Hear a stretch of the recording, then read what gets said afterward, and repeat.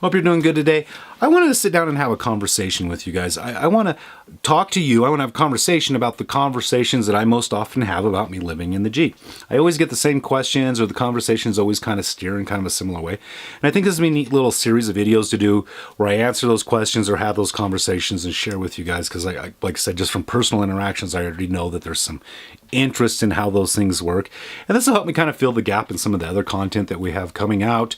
And we do have some great things coming out with it here in the next week or two. But this is just a neat little series, and I want to have these conversations with you guys because I think there might be some interest in it, and I guess we'll find out the hard way. The first thing that I want to talk about is my daily schedule. That seems to be the number one question people have, and the thing that people are most intrigued about is what my daily schedule is and how you make working in a car viable. And I found that as we have those conversations, that the bell goes on, that people have the same realization that I did, that it's actually not that much different than what most people have going on in their day-to-day life anyways. And so I just kind of wanted to break that down and talk to you guys a little bit about it.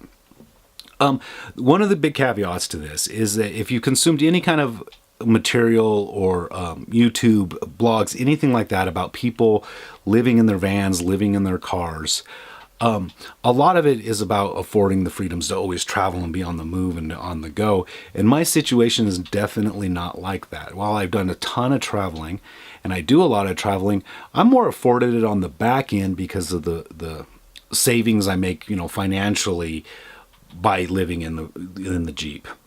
It's not by the freedom it affords me, because I'm a tradesman and I have a traditional work situation where, I go to work every day, at the same time, same place kind of a situation. So if you're in a situation where you telecommute, where you're web-based income, you're retired, you saved up just enough to go out, this daily routine is probably not, all these things aren't going to apply to you. It has a whole different situation, and just to be 100% honest, it's much more difficult. I've been on both sides of the fence. And when I didn't have a job to go to, consistently at the same time, same place, I was in a van and I still had a lot of struggles with the schedule. That's where the difficulties in that lifestyle choice come from. And with having a normal job, it alleviates a lot of that because it consumes so much of our time. So I'm just going to kind of break it down and kind of compare, I guess, how the days go, if I'm living in the house versus living in the Jeep, and just kind of maybe show you how similar it is. And if we just look at it like a math problem, it's a very little amount of time that we actually deal with in our lives that is in flux. So, in the mornings, I hate mornings. And I hate mornings. I can't stress this enough. I hate mornings. Mornings, if you're watching, you suck really bad and should just disappear into the oblivion. I hate you. Okay, back to our program. 5 o'clock in the morning, I'm out of bed. Not because that's the new cool thing to do, because if, rich and successful are doing it, because if that made you rich and successful, I'd be a billionaire. Normally my work schedule starts about 7, so when the trades kind of kick off, commercial trades like me.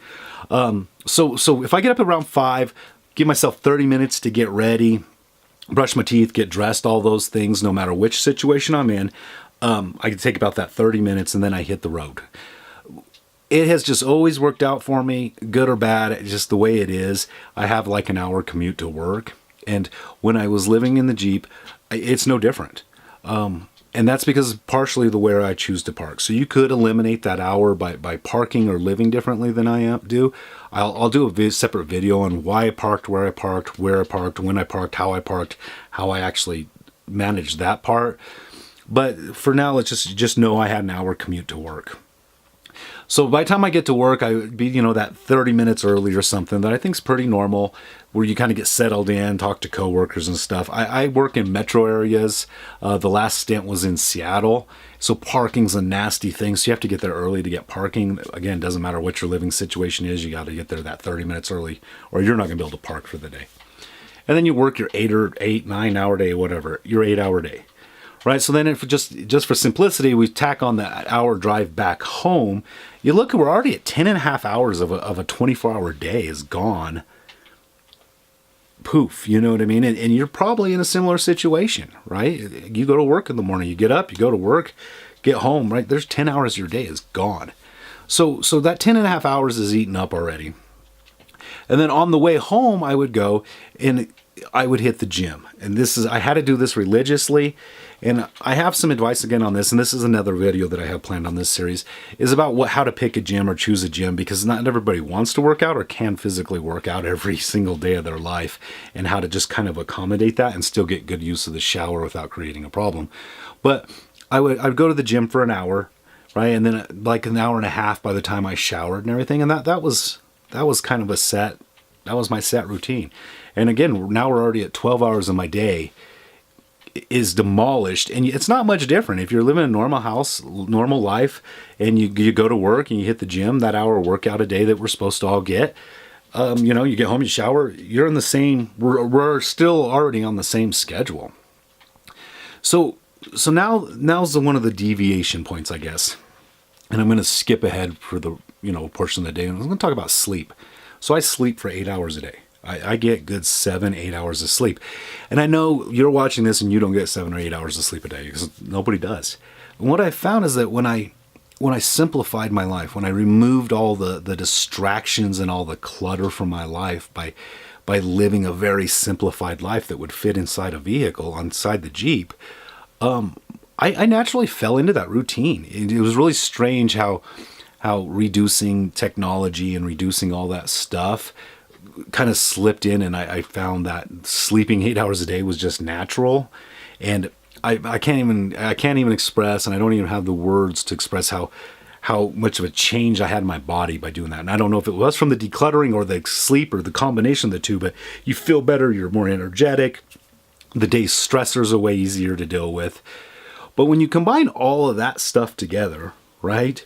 You got 2 hours of drive time, you got 30 minutes to get ready in the morning, 30 minutes to shower on the back end, you got an hour at the gym, 8 hours of work, there's 13 hours of the day gone, you minus, another 8 hours for sleep, right? We're only dealing with 3 hours a day that is in flux, right? That really demands you to be somewhere, which would be your vehicle, your Jeep. And that's not even a real good that 3 hours isn't even really accurate, right? Because you also have dinner time, right? You're going to be cooking dinner. That's like a 30-minute little stint in there. And it doesn't matter if you're going out to eat or you're cooking. And I didn't find that cooking or prepping meals is much different living in the Jeep than it is at the house. Obviously, the logistics are different, but you're still just over a pot and a pan or something and you're cooking up. If you're going out to eat, you're going out to eat. And it still consumed the same amount of time. I always made sure that if I did go out to eat, that I didn't go through drive-through, McDonald's drive-through window and grab a Big Mac. I would actually just get out and walk in. And I actually found this a nice change, because it gave me, it was not as cooped up, right? I like it actually a part of that decluttering. And that change in environment and scenery and interaction with people, I believe, is a healthy part of our, human side. I don't know what the word would be, but I think it was healthy for me. I always had to deal with those 3 hours. I always kind of downloaded a series on Netflix. I downloaded whatever series I was wanting to binge, and I always gave myself an hour a day to watch that movie, to de-stress, devamp, or read. I honestly more tended to read more, but not everybody's a big reader. But there was times I'd watch, The Walking Dead or something like that, and that would kill like an hour of that. So just by killing an hour and going through a normal daily routine, I only really was dealing with trying to entertain myself or stay sane in the Jeep for 2 hours a day. And one of the ways that I personally address this is I love the movies. I absolutely adore going to the movies. The popcorn, the smells, all those kinds of things. So once a week, I would have a movie. I'd have a movie night. And probably 5 times out of 10, right? 50% of the time, I would actually go to the movies. And again, when I was living in a house, I didn't always have the financial freedoms to do that, but because I'm not paying rent and I'm not paying for gas and electric and all those cable bills and all the bills that we have associated with that, taking $20 to go to the movies wasn't a big deal. And so I did that once a week.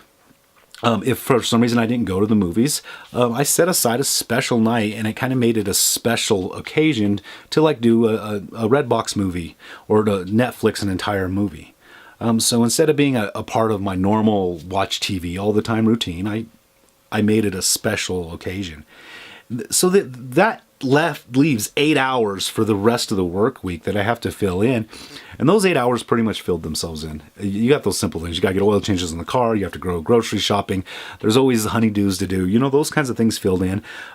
Friends wanted to go out for cocktails after work or something like that. That time disappeared. But in genuine, even when I was living in a normal household, we're only dealing with a very small amount of hours. Those extended hours, that when you get into having that extra 8 hours of time that you're feeling so stressed, is usually cutting into your sleep time.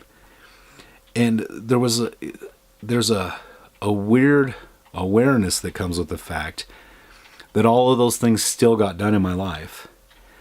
Once I de-stressed and reduced down to that, all those things still got done, and I still had tons of time, and I was getting 8 hours of sleep. But, I guess that's a whole philosophical question or different conversation. But that's how the days went.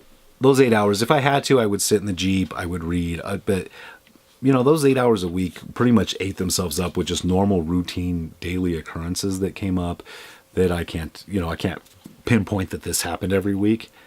So most of my routine was exactly what my routine was at house. Get up, go to work, come home, shower, eat, exist for 10 minutes, go to bed. And it's not much different in the Jeep. Difference is I was saving all the money from not living in the Jeep. Weekends were a little bit different story. There were certain things that I had to do on the weekends. Showering and stuff like that, sometimes I got lazy on it, I'm not going to lie. But for the most part, I didn't even do that, so I still hit the gym a little bit.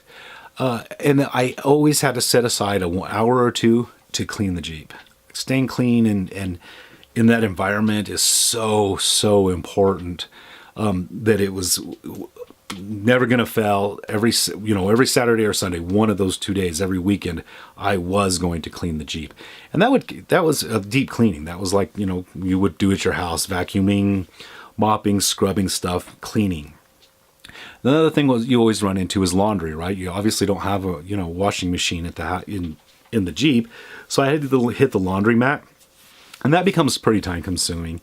I could have squeezed that in during the week, but I found that the time, once it got so late, and if I went and did laundry, it put me back at my camp spots too late in the day, and it actually interfered with things. So it was a nice way to break up Saturdays and Sunday, especially on the weather. And the rest of the time I went out and explored. I would hike, I would travel, I'd take the Jeeps down some trails.